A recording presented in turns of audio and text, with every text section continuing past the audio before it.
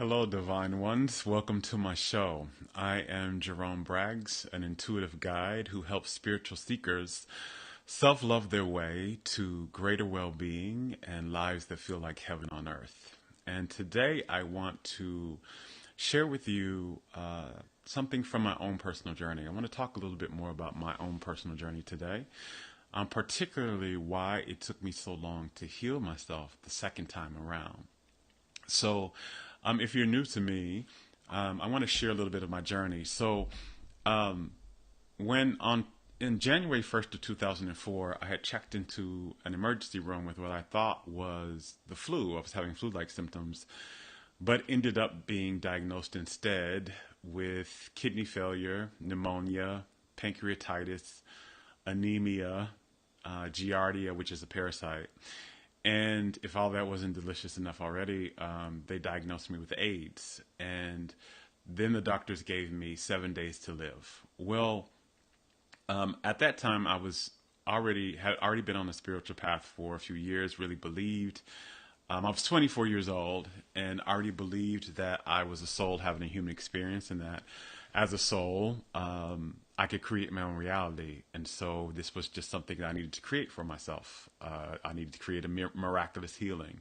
And so using what I understood about creating our own reality at that time, I was able to fully heal myself it took about 90 days. So I was diagnosed on January 1st, probably about the middle of March or a little bit after that is when my body fully recovered. So they couldn't find HIV or AIDS in my system anymore. My kidneys were fully functional. I was taken off of dialysis because they put me on dialysis during that time. And I thought, I had it all figured out, like how to truly live well and be well, until I found myself back in that same emergency room a year and a half later with the exact same diagnosis down to the very T cell count, actually. And instead of 7 days to live, that time I was given 48 hours to live. And that's when I had a near-death experience. I'm not going to go in great detail about the near-death experience in this video. I have many videos where I do, so you can go look at my past videos on my YouTube channel or on my Facebook page and find that out. But I had a near-death experience where I basically talked to Source. I had a conversation with Source, what you may call God, and was told that the key to true well-being, to experiencing true well-being, which is basically being well in my body and living well in my life, was to learn how to love myself well. And after that near-death experience, I made a commitment to truly becoming an active and awakened member in my well-being by learning how to love myself. And that was a multi-year journey that began a multi-year journey into the healing and transformative power of love, learning what it really is, learning how to do it, and then experiencing more and well-being as I went through it. But that journey actually took me a long time. It was not 90 days like the first time. And I want to share with you in this particular video three things about what really held my healing journey up. So whether you are experiencing some type of health challenge or whether you're experiencing some type of challenge in your life, you may find a lot of benefit from what I'm going to share in this video. So again, I want to share with you the three reasons why it took me a long time to heal the second time, why it wasn't, it didn't happen quickly, like in the 90 days that it did in the first time, what I learned about that, and then hopefully you can see, how to use this information to help you in your own journey of higher well-being in not just your body, but in your overall life.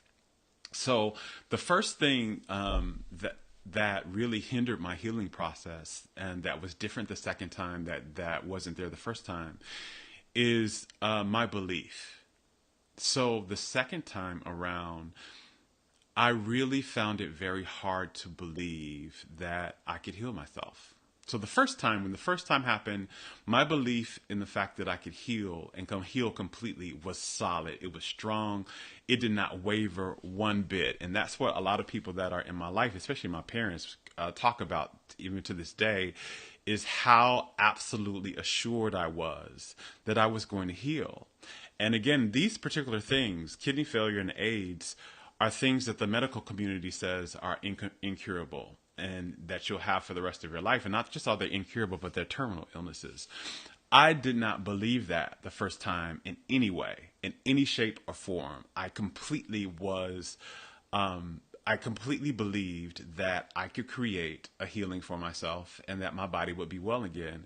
One, because I lived most of my life healthy. And so I believed more in my body's wellness than I believed in this illness. I had very minor illnesses, growing up, and not anything major. So my overall experience of my body was that it was well and that it was healthy. And so that was the dominant way I viewed it. And that was the dominant way that I perceived my body, and I believed in it. Also, I really strongly believed in our power as souls to create whatever we wanted on our reality. Now, I had not been doing that to do major things, right? I had been doing that at the time. Again, I was 24. And I had known about the law of attraction for a few years, had studied, some of the major teachers under that. And so I had been using that information kind of to create parking spaces in front of the mall, or to get, some money on a weekend when I didn't have enough money to go out or hang out or get something to eat, or to get a date or something like that. But nothing like major like this. But I had enough experience to know that it was possible, and I believed it. And so much so, as a matter of fact, I remember there was a conversation when I was in the hospital. So when in the first time in 2004, when my journey first started, I was in the hospital for a little over a month. And so when I was in the hospital, I remember having a conversation with my nephrologist, who was a kidney doctor. So she was the person that was in charge of, helping me, my medical treatment for my kidneys. And I remember having a conversation with her one day, and I asked her, and this was after I had been in the hospital for about a week and a half or so, because the first week I was in tremendous pain and I couldn't actually speak. So much so that a lot of the doctors were asking my parents, was I mute? Because I was in so much pain just to even speak. The illnesses and the diseases had kind of ravaged my body to a point where I was so in pain I couldn't speak. And so it took me about a week or so for my body to get to a place where it felt well enough for me to speak. And so when I began to talk to my nephrologist, I asked her, how long will it be until my kidneys come back and I'm fully back to my life and I recover? And I'd ask her, like, how long is this really going to take till I'm fully healed again? And I remember she kind of had this very pitying look on her face, just like she was just almost like, oh, you poor thing, and she was heartbroken, like, you poor thing. She was like, no, you're never going to heal from this. You're going to be on dialysis for the rest of your life, and your kidneys will never recover. And I remember, as soon as I heard the words come out of her mouth, I completely shut her out. I just completely, because she continued to talk, and I completely shut her out. I was like literally a deer in headlight. I just looked at her, in her eyes, and I was looking at her and I was nodding, but I didn't hear anything she said, because in my mind, I so believed in my own capability to heal, and I so believed that I would heal. I immediately said, she doesn't know what she's talking about, and I don't need to listen to her anymore. And I just looked at her, and I was just looking, but in my head, I was not listening to her at all. I was just like nodding. And that's how strongly I believed in my capability to heal. And if you've been following me for a while, you know that belief is a very important part. What we believe is creates our reality. I've talked a lot about our internal state of being manifests our external reality. I've talked a lot about that, so I won't go into depth about that in this video, but our internal state of being, which means what you believe and how you feel, particularly what you believe about yourself, what you believe is true about you and true for you, and how you feel about yourself, right? And so that manifests your reality. It determines the experiences, the events, the outcomes, and the relationships that come in your reality. They have to be a reflection to your internal state. They will reflect it. So I believed that I could heal, and I believed I would heal. And so that was the experience that I created for myself, right? So the first time I fully believed, there was no doubt in my head, no matter what any authority figure said to me on the outside, no matter what my parents believed, because also my parents were there and they didn't really believe I was going to fully heal. They wanted me to heal. They wanted me because I was their child. I was their only child. So they wanted me to be well. They didn't want me to die. But they didn't fully believe it. And one of the reasons why they didn't believe it is, my mother is a medical doctor. And so, and while I love her deeply and we have a great relationship, she was having a very hard time because her training and her paradigm said this was impossible and that your son is about to die. But even though she had this, even though everyone on the outside of me said that I couldn't heal, I internally believed that I could. But the second time when I was in the hospital, when I went back into the hospital and had this happen again, the second time is when I began to doubt. I began to believe that if this was happening again, then maybe I wasn't going to be well. And when I began to doubt, what began to happen was I didn't have my own internal approval and belief. So I began to seek it and need it externally. I began to crave it externally because I didn't have it internally. And this is something that if you don't have something that nourishes you, if you're not nourishing yourself internally with your beliefs and your energy, you're going to try and seek some type of nourishment externally. This is where addictions come from. This is where our need for approval comes from. Our need for external approval comes from. Is when we don't have it internally, we try and get it externally because you need it. It's a need. So if you don't have it, if you don't have belief and you don't have, nourishment, you're going to try and get it externally. Like if you don't, so it's the same thing. If you don't feel good about yourself, what happens? You're constantly trying to get the external approval of others to try and make you feel good, right? So they need to feel good about you in order for you to feel good because you don't have it here. So this is the same thing that was happening for me in my healing journey. I didn't believe that I could heal. And so the person who I viewed as the biggest authority figure in my life wasn't my doctors. It was my mother. So as a only child, my mother was the greatest authority figure in my life because I was raised in the household with her. Even though my father was in my life, we never lived in the same house. And so even though he was there, he's always been there. He's never not been there. I grew up in the house with my mother, and my mother is a doctor. And so she was always heralded as this, in our culture, in our society, doctors are heralded as like one of the top authority figures in the world. And so to me, she was an authority figure. And she was always the authority figure on things regarding health.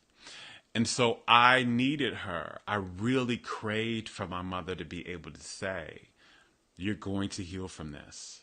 And this is going to be okay. But the problem was I needed this external approval. And the good thing about that is when you can get that external approval, when you crave it and you get it, it can help. But the issue is when you crave it because you don't have it yourself and you're trying to seek it and you don't get it. And that was what happened with me because my mother, again, she was a doctor and her training for all of her life said that when somebody has kidney failure, when somebody has HIV, they're not going to heal from these things. And they're probably, not only are they not going to heal, but they're going to get worse. That was and there was no part of her training that said anywhere in the medical paradigm that this is possible, right? And so what her training said was the fact that my son healed the first time was a fluke. That was an accident. And that it's not the way things go. And so I was reaching, and because, I had not done the work of learning how to love myself, which is learning how to truly believe and trust. Part of that is learning how to truly believe and trust in myself. Like that part of my journey hadn't really begun yet. I began to really doubt, and so I had people around me that didn't believe anymore that I was going to heal. They believed that the trajectory of my life was going to be illness. And so that's what the message that began to filter into my consciousness was: the trajectory of my life was going to be illness. And so I began to disbelieve in it a bit, even though I wanted it and I desired it still. And the desire for healing and the desire for wellness and the desire for fully recovering did not waver one bit. I wanted it just as strongly, but I believed in it much, much less. And so, and the other thing that happened, so that was the first thing that happened around believing. The other thing that happened, and this is what, I talked a lot to people I work with around this, because this is something that happens when you have been diagnosed with some type of disease or illness. One of the things that happens is you start to crave information, and you just start to eat external information, like you're ravaging it because you're trying to figure out how to help yourself, right? And try to heal yourself. So you get all these external advices. There's all this external information that goes on. So one of the things that was happening was there was all these different people that had all these different ideas and all these different opinions on my health status. So yeah, you might be able to heal from kidney failure, but you'll never heal from HIV. Or you'll be able to heal from HIV, but you'll never be able to heal from kidney failure. Or you'll be able to do this and this, and all these authorities telling me, and basically their stuff was disempowering. It wasn't ever... and this is before, by the way, this is before YouTube came out. This is before social media was out. So I didn't have connections to people outside of like my immediate environment. So there wasn't, this plethora of people out there who had healed from a lot of things that I could have, that I could see with my eyes, that I could talk to, with my mouth. There wasn't a lot of that. So I was kind of going out here on my own, and the majority of the people around me at the space didn't really believe. And so I found it really hard for that. And it took me a long time, many years before I began to reach this part of my being where I trusted only in what my soul was saying.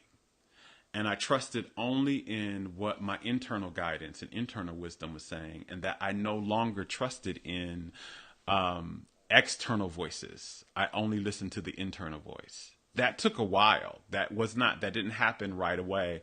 That was part of my journey in really learning to trust only in the internal voice, which is the voice of source, which is the voice, if you want to call it, the voice of God, the voice of the soul, and understanding that that voice has the broadest perspective. That voice knows me more than anyone else will ever know me, and it knows what is possible and probable. And by the way, that voice knows that all things are possible, and it knows how to make the possibilities probable. So that took a while. And so that was the first thing that helped me up. The first thing that helped me up was belief. It took me a long time to begin to reconnect to the type of belief that I had the first time, that no, this is absolutely possible for me, and to not listen to any external voices that said otherwise, and to not view. So again, I viewed external voices as authority figures, meaning they had more knowing than I did about what was possible for me, that they knew more than I did about my situation and myself. And what I began to learn through my journey was there is no authority figure outside of myself. There is no authority figure, not just on my health, but on all things related to my life. That doesn't mean anybody doesn't know anything and that I may not seek guidance or whatever, but whoever I seek guidance from, I am internally now inspired to seek guidance from them, right? So my soul will say, hey, go ask that person about something. Or my soul says, this is a good idea to study this person's work about this, right?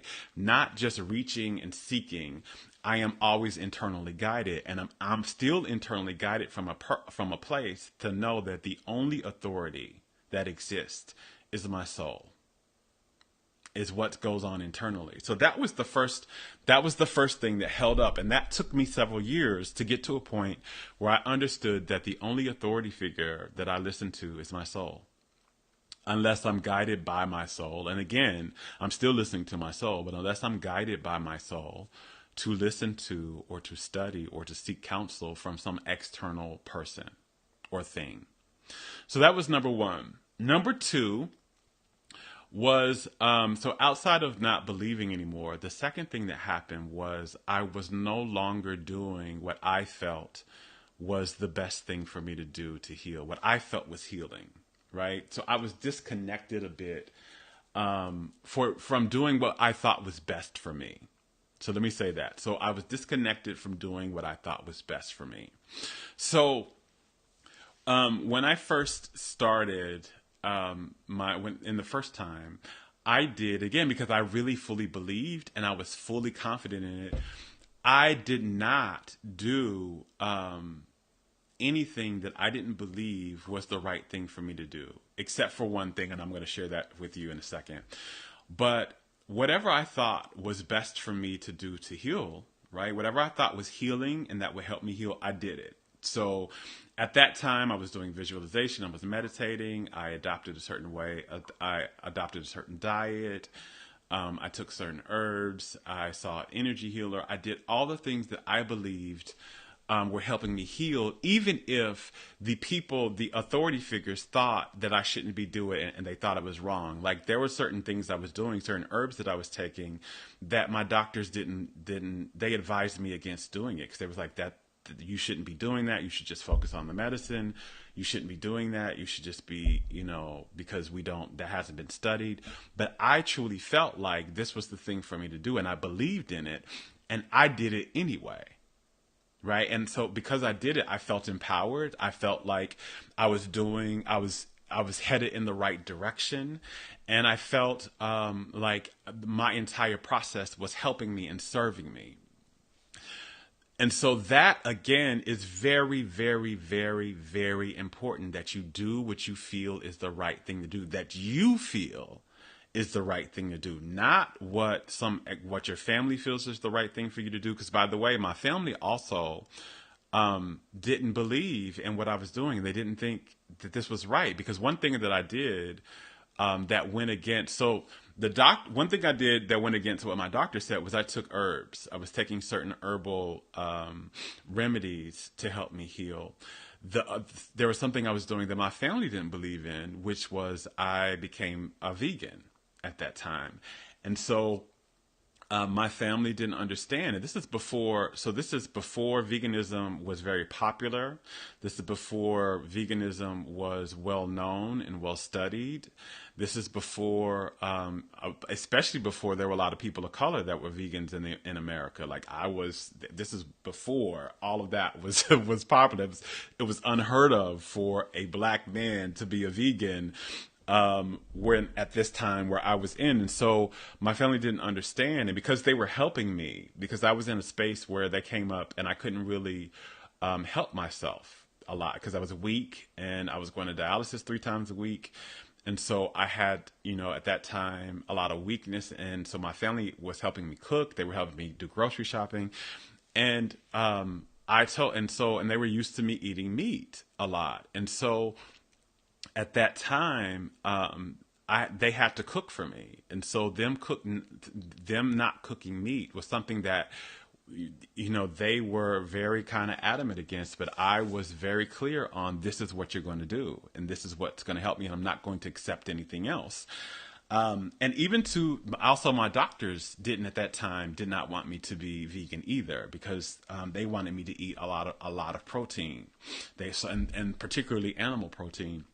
But I felt that the best thing for me to do, nutrition-wise, food-wise, was to lighten my diet and to eat a lot of vegetables and fruits and plant-based.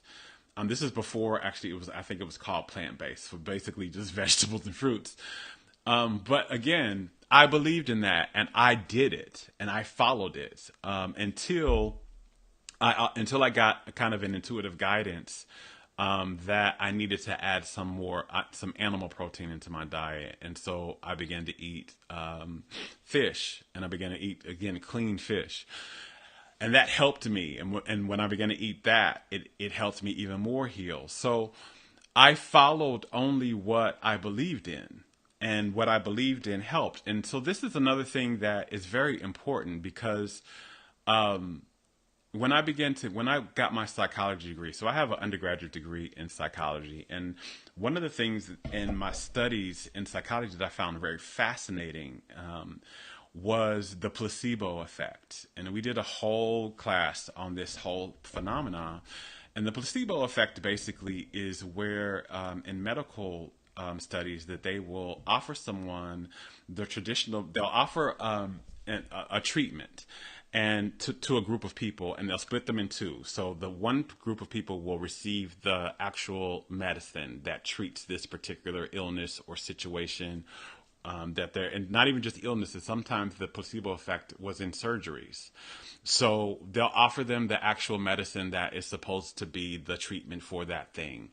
The other group, they'll offer them a placebo, which means it's not actually the medicine, it's actually a sugar pill, or in terms of surgery, they don't actually operate on them. They make them think they were operating on them, but they don't actually operate on them. And they were looking to see if the placebo was as a fact what happened, right, when somebody received the placebo versus somebody who received the actual medicine. But the thing was, they told both groups that they were receiving the actual medicine, so both groups believed that they were receiving the thing that was going to solve the issue that they were having, whether it was going to heal the illness that they were having, or it was going to be a surgery that that fixed the particular issue that they were having. And what science has found, and this particular placebo studies have been going on for years, and they found this over and over and over again.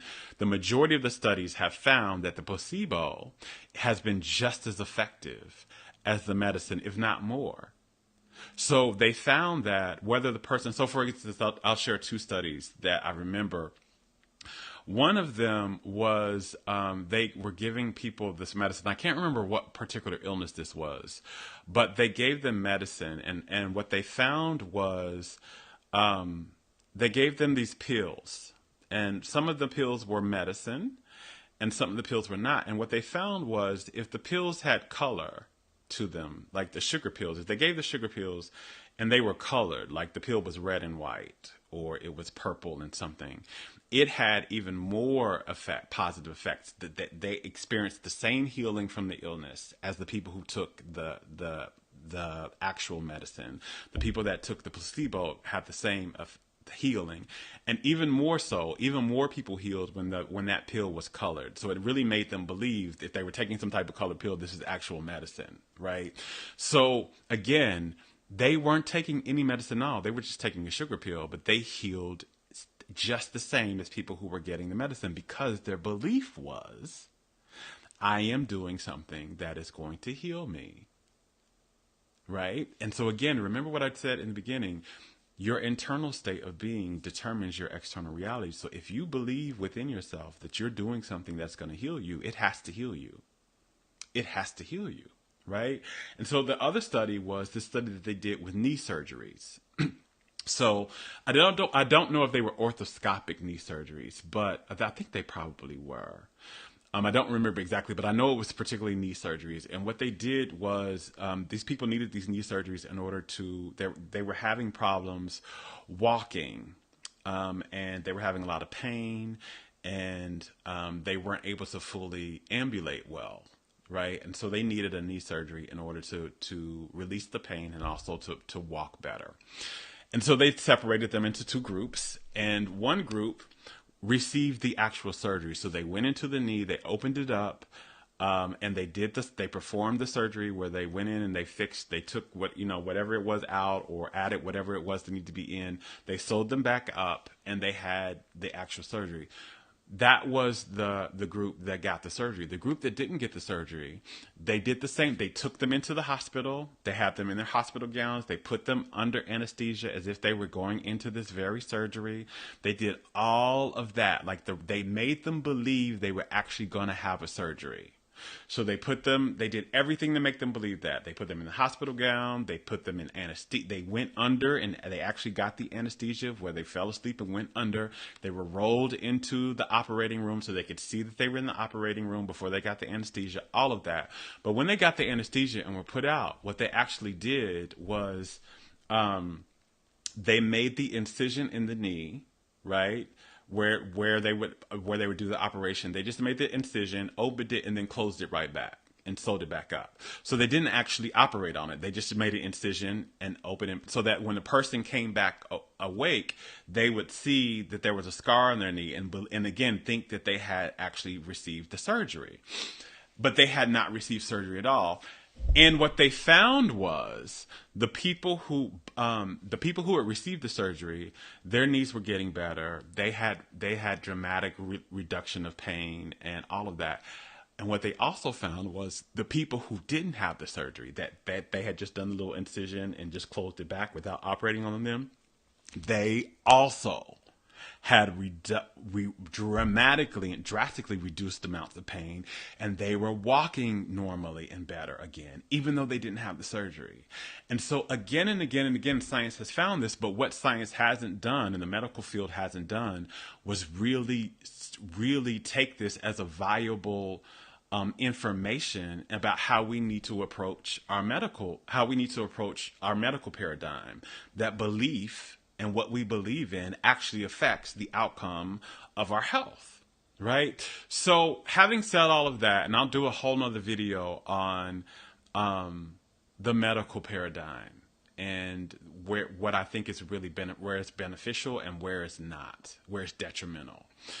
But going back to this, so I wasn't doing things the second time that I really believed in because there was so much external voices going on. There were so many people, like doctors and things, telling me what they thought I should do. My mother was telling me what she thought I should do.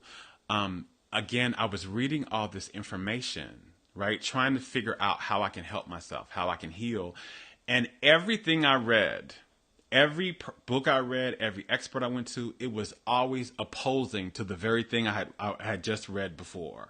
So some things I read said, yes, eating this way, eating this vegan diet this way is great. Then this other expert would say, eating that way is actually going to be detrimental to you. You're not going to be able to heal like that. And so then the other person would say, like one person would say, yes, eating, you can eat vegan and you can eat corn. And then one person would say, corn is the most poisonous thing for you. You shouldn't be eating corn. Then a person over here would say, you should drink water. And then the other person would say, you should only drink warm water if you drink regular water. And it was just so much conflicting information. And I was trying everything. I tried every single diet out there.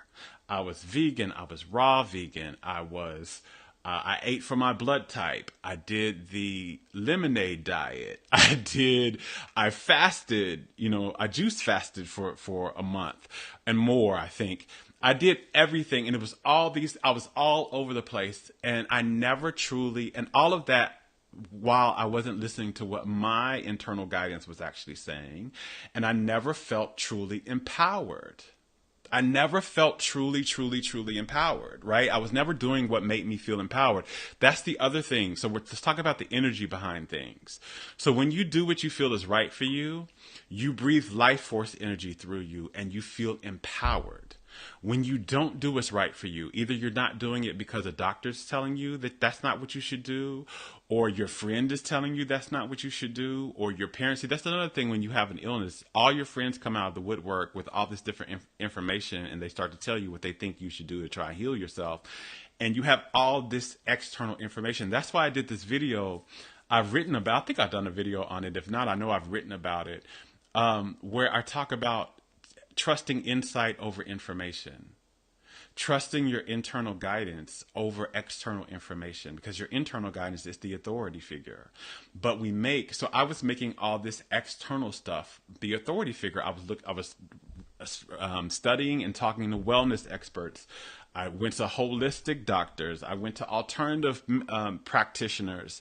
I went to all these different, my friends, I talked to different people who had healed themselves. And if that's an issue, people who have healed themselves, it could be great if you're just listening to one person, but everybody who's healed themselves has done different things because there's not one way to heal ourselves, right?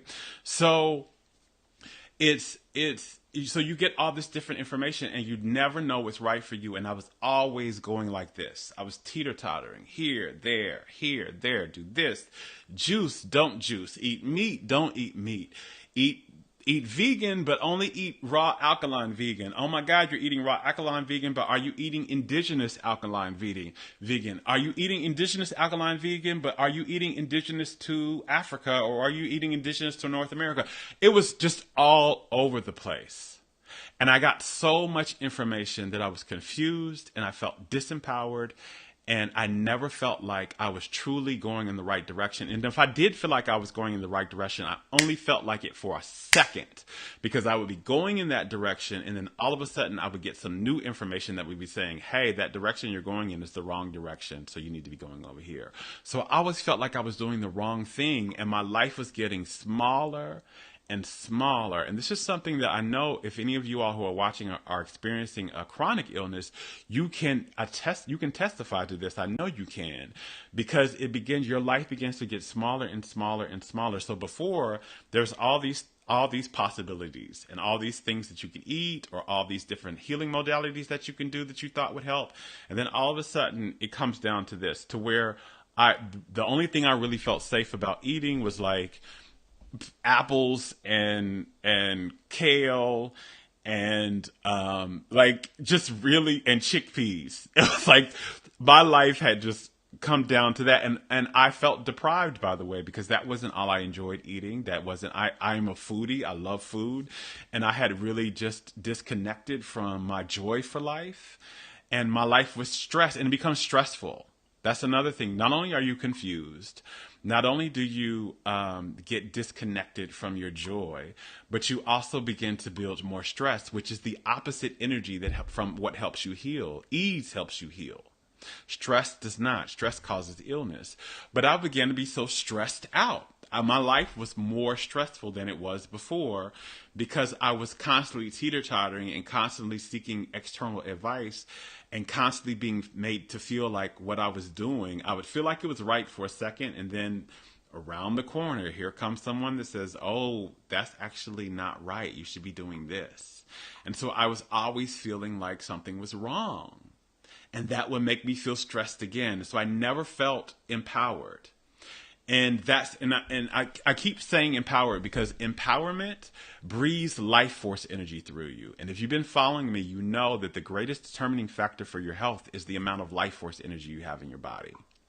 And when we feel confused and when we feel disempowered, that drains light. And when we feel stressed, that drains life force energy. So your very things you're trying to do to heal yourself are actually keeping you more sick. So the very things I was trying to do to heal myself were actually making me more sick. So I was eating the right healthy foods, but I was eating it in stress. And I was eating it in fear, because I was also afraid that, oh my God, is this right? Is this the right thing to do? Instead of like feeling into what was right for me, I was going on what somebody else said was right. And the problem was, that was great for about 2 weeks. But again, around the corner was coming some other information that was going to say, nope, that's not right. You shouldn't be doing that. And now that social media, especially when the social media came into the picture, I was really screwed then, because there were tons of videos. I mean, you can find a video that says whatever you're doing is wrong, and there's a better way to do it. And there's a more right. I don't care what it is. You could be the most raw veganish person, or you can be the most energy healing person. And there's going to be a person that says that form of energy healing is not really helpful. That form of eating raw is not helpful. That form of and they're going to be an authority figure. And so you're constantly going in circles. And so that was what was holding me up a lot in the journey the second time.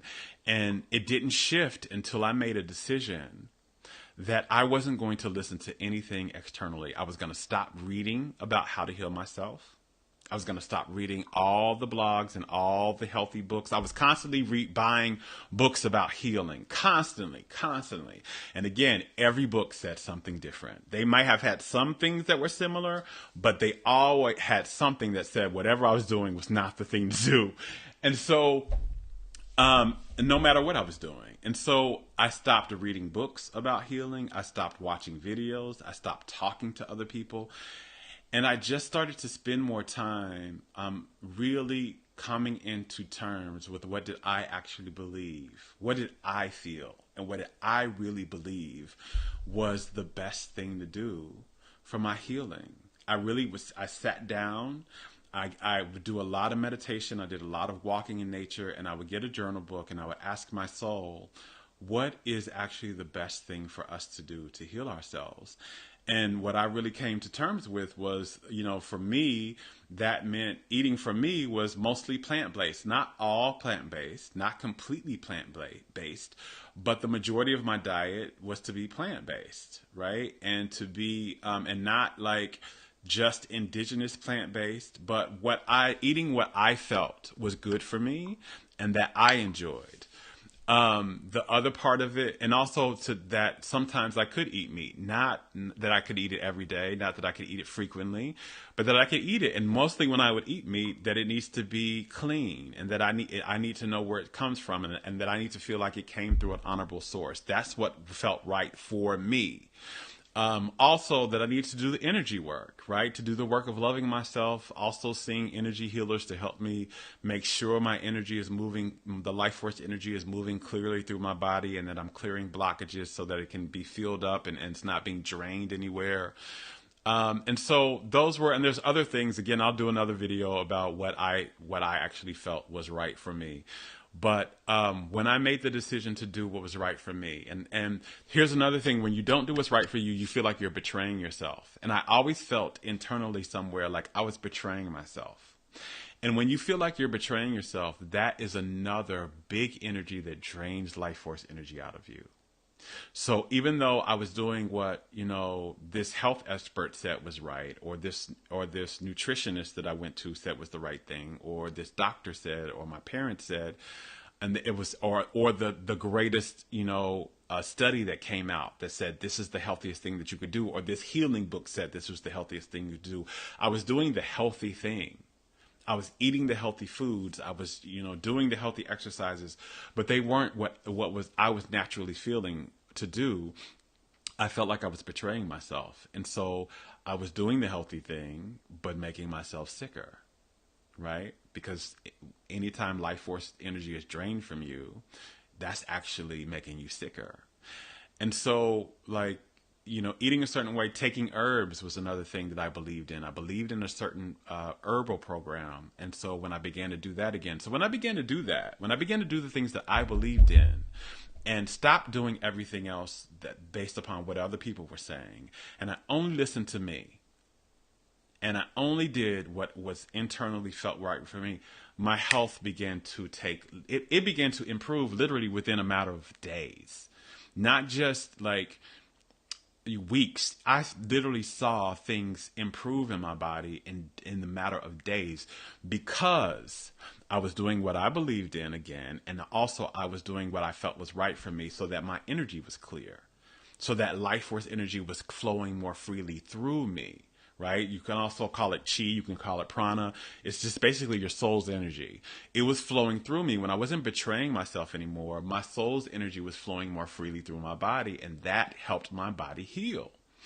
And so the third thing that happened, right? So the first two things again was believing in myself. I didn't believe in myself. It took me a while to believe in myself again, that I could heal. And then the second thing was doing what I thought was right for me, what I thought was best for me, what I thought was most healing for me. Not what doctors thought, not what my mother thought. I wanted to share this thing with you. So again, doing what's best for you, listening to what you are. So I have a scar on my arm, and if anybody sees me, if you see me in short sleeves or wearing a tank top or something, people will notice it, and they used to comment on it a lot. And the scar runs from the first scar that happened. I have several on my arm now, but the first scar that happened went from my elbow all the way up to my armpit. And that scar, when people ask me about the scar, I tell them it's my tattoo. And when they say, "Oh, it looks like a scar," I say, "No, to me, it's a tattoo." And they say, "Well, what is your What is it of? What is your tattoo of?" And I say, "It says honor yourself." And I'm going to share with you why. So what I've been talking about is the second time I didn't really honor myself. I didn't really do what I felt was best for me. And so I want to share why this scar on my arm, why it's a tattoo and it says honor yourself to me. So when the first time happened, and in the beginning of the video, I said that I did always what I thought was best for me, except for one thing, and this is the one thing. So when I was first diagnosed and went through my first illness and healing journey, they put me on dialysis, and how they used to dialyze me was through a catheter. It was in my chest, and it went into my neck and into my heart, and that would pull the blood out, and they would clean the blood through that, right? And it was a catheter, external catheter in my chest. It was not sexy to me. It was not cute, but it was better than the other alternative, which was they wanted to do what's called a fistula. And that required them doing a surgery on my arm, and rearranging my veins so that they could stick needles in my arm and pull the blood out and clean the blood through that way, through dialysis. Now, my doctors were saying, because from the doctor's perspective, I was going to be on dialysis for the rest of my life. They wanted me to get a fistula put in my arm. Now, when I was on dialysis, I would look at the other dialysis patients, and I would see the dialysis patients that had fistulas, and I was horrified of them because they looked gross to me, and they looked like they were their arms were disfigured. And remember, I had a lot of body image issues. So to have a scar, and the two, have an arm that looked a little bit disfigured, was mortifying to me, and I did not want that.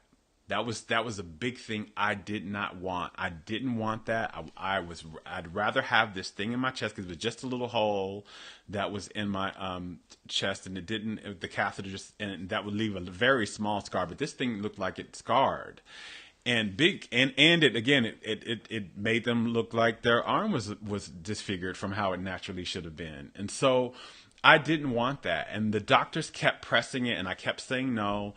And it wasn't until my mother was a doctor, and she thought the best thing for me to do, because the fistula would allow the catheter to be taken out of my chest. And with the catheter in my chest, I couldn't really take showers, I couldn't swim, which is things I wanted to do.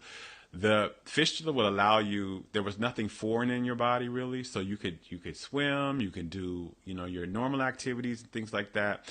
And it was supposed to clean your blood better. Like if you had a fistula, you could clean your blood better.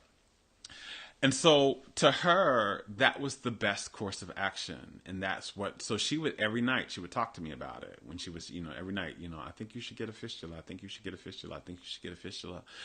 And again, because I was not doing the work, I had not loved myself. I didn't know anything about it. I didn't know a part of loving ourselves was really speaking up for ourselves and doing what we felt is right for us, and honoring more than above all else what we felt internally was the right path of action for us. Right? That's a part of loving ourselves, and I didn't know how to do that. Right? I wasn't raised to know how to do that, especially to speak out, even if that means speaking against authority figures, even if that means speaking against people that you love and who love you.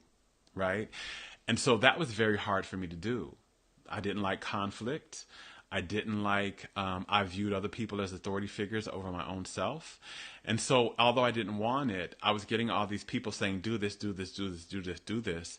And so I finally just caved in. I was like, I don't want to fight about this anymore. And I'm just going to do it. If they're saying it's right, then it's right. Right. And so I just finally did it.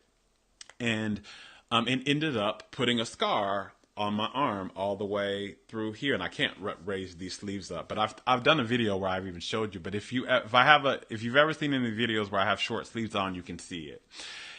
And what ended up happening with this is not just that I have the scar and the fistula in my arm, and I had the surgery just a few days before my birthday.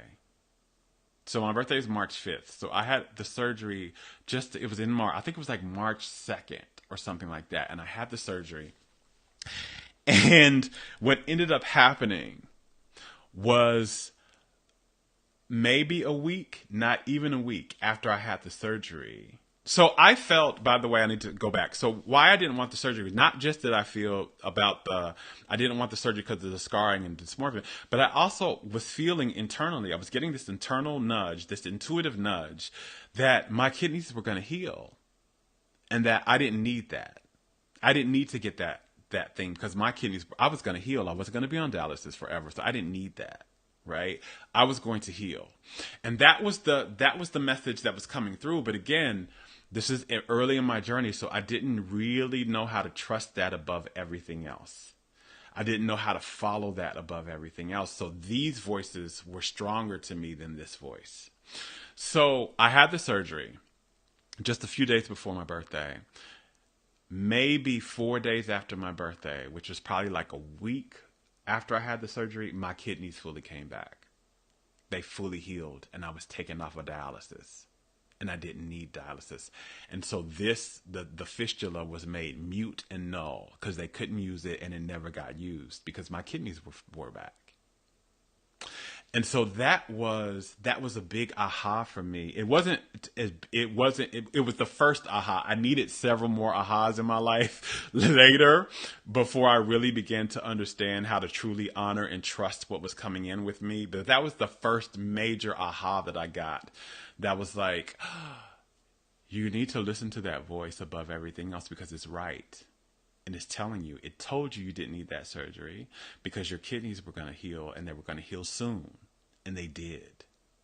And so that's why when anybody sees my scar and they ask me what it is, I say it's my tattoo that says honor yourself.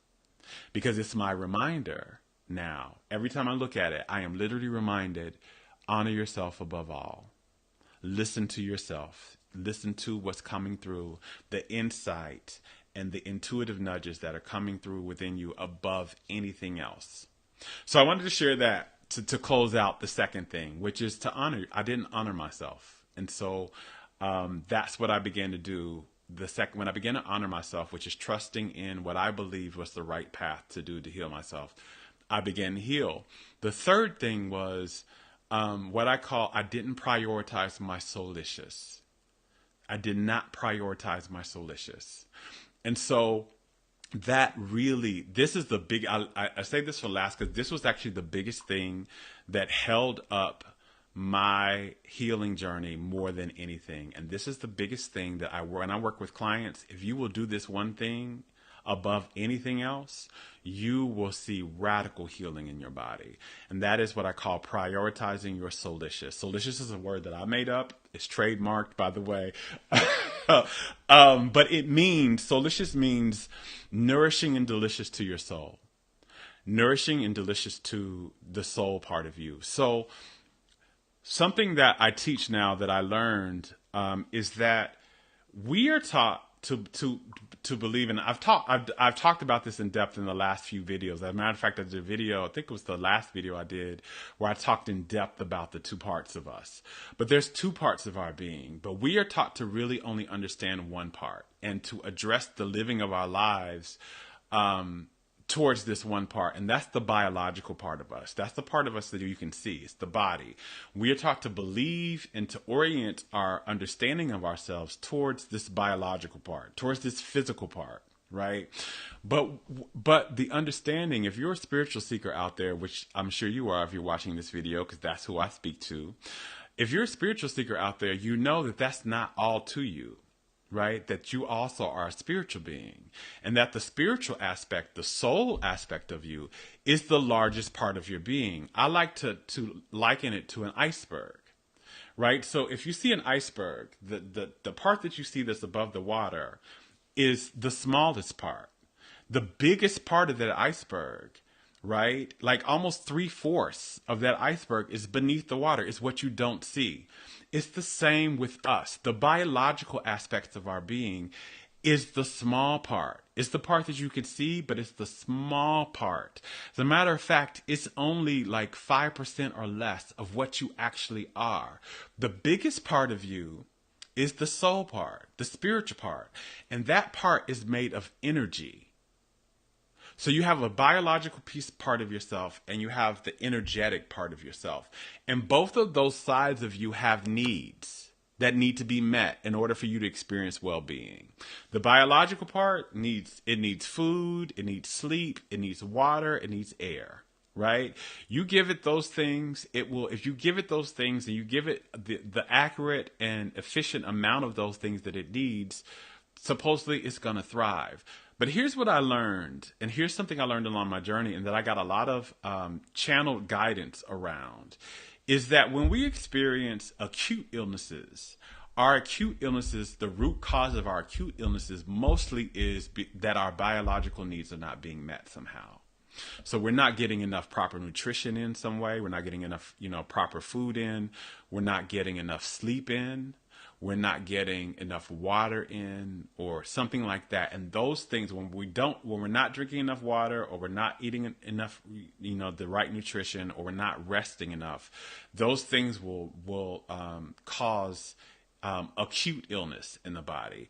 And usually those things, that's how you can heal those things, right? If you get enough proper nutrition in, if you get enough sleep in, you get enough water in, and rest, then the acute illnesses can be healed through that. But the chronic diseases, the chronic illnesses, the root cause of those the root cause of acute illnesses is malnourishment for the biological needs, right? A cause of chronic illnesses and diseases is that we're not getting our energetic needs met. And our energy needs are feeling loved, right? Feeling loved, having a sense of belonging, having a sense of ease and peace and joy.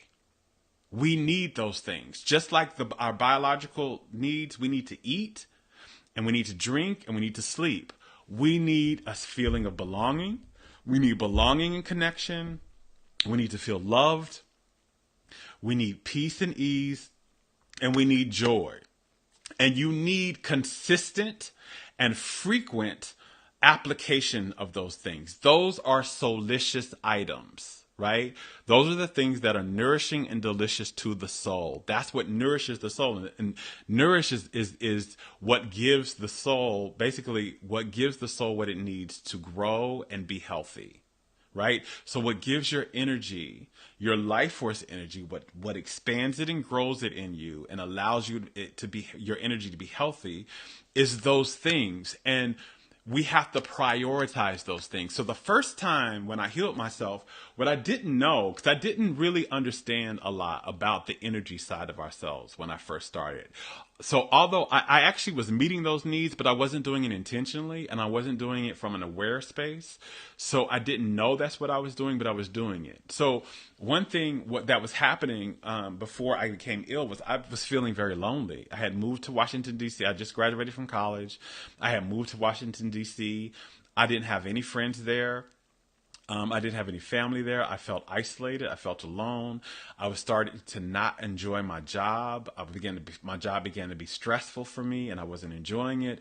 And so I was very disconnected from a feeling of ease. I was stressed. I was disconnected from belonging. I didn't feel like I had, and I was used to high levels of belonging.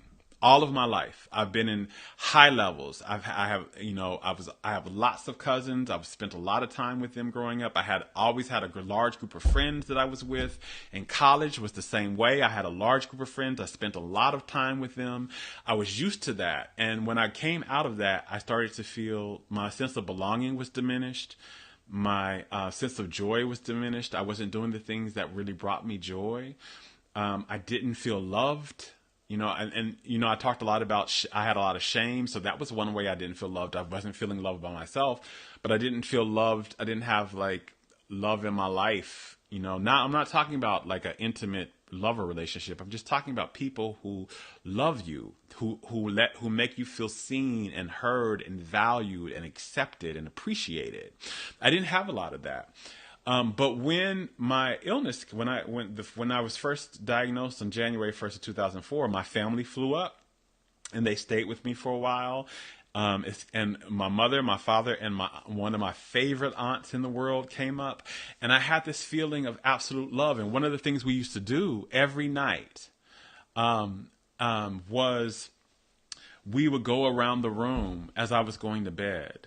We would go around the room, and everybody would take turns telling me. They would tell me first 3 things they loved and appreciated about me, and what one of their favorite memories of me was. And we would tell each other 3 different things every night. And then I would go around the room and tell them all 3 things I loved and appreciated about them and what one of my favorite memories with them was. And every night I went to sleep feeling deeply loved and deeply appreciated because of that. Also, I had stepped back from my job, so I wasn't working the stress anymore, and I was at peace and I was ease. And one of the things that happened when I got out of the hospital is I began to cook. I had one thing that was what happened in the hospital. I was laying in the hospital bed. I was never a big watcher of like the news or television like that. So, I didn't want to watch anything like that. But the one thing I could watch that was one of the channels that they had, was this one from the Food Network channel was first coming out. And I watched it all day. And one of the things I began to fall in love with while I was in the hospital for that month and a half was I began to fall in love with the idea of cooking, of really trying out different recipes and cooking. And so when I came home and when I got out of the hospital and was sent home, one of the things I began to do was I began to cook and try out different recipes. And I loved it. It brought me so much joy. Right? So here I was spending time with people I loved. And also 2 of my closest friends really started to come in, and they took my family, because my family didn't live there. They didn't live in DC. And so they would pick them up in their cars. They would take them grocery shopping. They would take them out to the movies. I had just felt so loved and supported. And then I had the joy of cooking. I was really feeling that. And then I wasn't working. I was separated from what was stressing me. So I felt really relaxed. And I just felt a high sense of belonging and love and relaxation and joy. And that fed my soul's energy. It breathed life force energy through me. And that is the real key to why I healed. I didn't understand that the first time. I didn't understand that. Again, what I focused primarily on was the biological stuff, was thinking that my healing really came because I was eating, and I was eating well, right? I was eating the right things and taking these herbs and everything like that. And I focused so much on the biological side. And that's what I tried to do again on when I became ill the second time. I focused solely for years on the meeting my biological needs, like trying what was the right things to eat, right? Getting enough sleep, right? Drinking the right type of water. Even just for a while, I was just drinking alkaline water, right?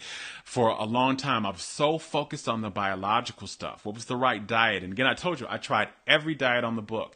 And while some things in my body would get better, as a whole, my body wasn't healing, right? And they would get better, and sometimes it would get worse. Some of those things actually made my body get worse. And so just focusing biologically only led to small improvements. It didn't lead to big improvements. It wasn't until I began to really understand that just like my body has needs, my soul has needs, and it affects my body's health more than anything else. And I need to meet my soul's needs. And I need to live a life that nourished and met my soul's needs on a consistent basis. Right? And so then I began to take a look at what was soulicious to me. What are the things that are nourishing and delicious to my soul? And how do I build a life that is saturated and centered in that? And so that's what brought me back home to doing the things that I love, like writing, like teaching and doing videos like this, right? I love this. I do it it's not just about making money. It's because I love this. This is a passion. It breathes life through me. Like sharing my story and what I learned about well-being and loving myself and how to love ourselves into well-being breathes life through me, right? It reintroduced me to my love for spending time in nature and being by the ocean. It reintroduced me to my love for travel, which is why I travel somewhere once a month, whether I have to travel for work or not. And so I didn't, what held me up for so long was I focused so much on my biological needs for many years and neglected my soul's needs. I neglected them. So one of the things, so when I had moved back from DC to Oklahoma to be by my family so that they could help me heal. But one thing that did was that separated me from my friends, because most of my friends lived on the East Coast. And so I didn't see my friends a lot. So I began to really, really start to feel alone the second time. And because I was focused so much on my biological needs, I wasn't focused. And one of the other biological needs is security. So I was focused so much on like trying to get money. I wasn't focused on what my passions were, and doing things that I loved every day and that brought me joy, and developing a sense of community and belonging and being in that frequently. And so those things, I was so focused biologically for so long that my soul's needs went unmet for years. And when your soul's needs go unmet, you cannot breathe. You will have a very low and very depleted level of life force energy in your body. And life force energy is the literal fuel your body needs to be healthy and to thrive. Just like the fuel in your car is either gasoline or electricity, depending on what type of car you have. If you have an electric car or one that runs on fossil fuel, it needs fuel, it needs fossil fuel, or it needs electricity. If it's low in that, the car cannot run and it will start. And if you try and run it while it's low and low and low, it's going to stop and it's going to break down on you. The same thing with the body. This is why I say illness is not an enemy. It is an indicator that your life force energy is too low. You don't have enough fuel within you that your body needs to be healthy. And the way you fuel your body with life force energy is you live a life where you prioritize your soulicious. When I began to do that, I just began to do that in the last few years. That took me for a long time to come to this awareness. But when I began to develop a life and to shape my life around meeting my soul's needs, everything began to change in my health. My health began to take drastic and miraculous leaps and bounds towards well-being and wellness. And not just that, I began to be happier. I began to feel freer. And my life began to feel like it was heaven on earth. That's the experience of heaven, right? The experience of heaven is that you feel well cherished, you feel well supported and held, you feel like all is well, and you have an immense sense of joy. That was the key. So those three things, when I began to believe in myself, when I began to honor myself by doing what I felt was the right thing for me to do to heal, and when I began to prioritize my soulicious, my healing began to occur, and it began to occur in miraculous ways and in leaps and bounds. But it took me a long time because those were the things that were holding me up. So if you're out there in closing, and you're experiencing some type of health challenge, look at those three things. Where are you not believing that you can heal, and what can you do to help you believe? One of the things you can do is, now this is why I love social media now. You can research people. You can go to YouTube and research videos of people who've healed from exactly what you've healed from. Or if you have a life challenge, people who have overcome the very challenge you're going through, whether it's a relationship challenge or financial challenge or whatever. How do you honor yourself? What do you really feel is the best thing for you to do? What do you feel is the best thing to do to heal your body? What do you think actually will help you heal your body? What do you think will help you heal your body? What do you think will help you overcome this challenge? What do you think you need to do? Right? What do you feel that's the best thing for you to do? And then how can you prioritize your soulicious? When I say prioritize, it's above all else. I make sure my needs are met first and above all else before I do anything else, before I try to help somebody else meet their needs, before I try and, be of service anywhere. I make sure that my soul's needs and my biological needs are being met. and that I live a life that does that, right? That means I had to plan. I had to make a schedule. You know, what are the things that bring me joy? How can I get these things in my life today? What are some things I need to do daily to get that in? Maybe some things I need to do weekly, and some things I need to do a month, and maybe some things I just need to do several times a year. But I had to sit down and look at all of the things that are nourishing and delicious to me, that make me feel joy, that make me feel a sense of belonging and love, that make me feel relaxed and at ease. And how can I get my life, how can I saturate my life with these things? And when I began to do that, that's when I began to experience well-being. That's why it took me so long. And some of those things I'm still doing, and some of the things I'm healing even now because of that, because of the work I'm doing with that. But that's the work that I'm really focused on in my life. At this point in my life, I'm focused on more on how can I prioritize more of my soulicious. Right? I've done the work of believing in myself. I've done the work in honoring myself. Now's the time to prioritize my soulicious. So, we've gone over the hour. I try to keep this at under an hour, but this was very important. I wanted to share this with you all today. I hope this has helped you. I didn't get a chance to get to any of you all's questions, but if you have them, please leave them in a comment in this video, and in the next video, I will address those questions directly. Much, much love to you all. And as always, go love yourself, because loving yourself is the way there. Bye.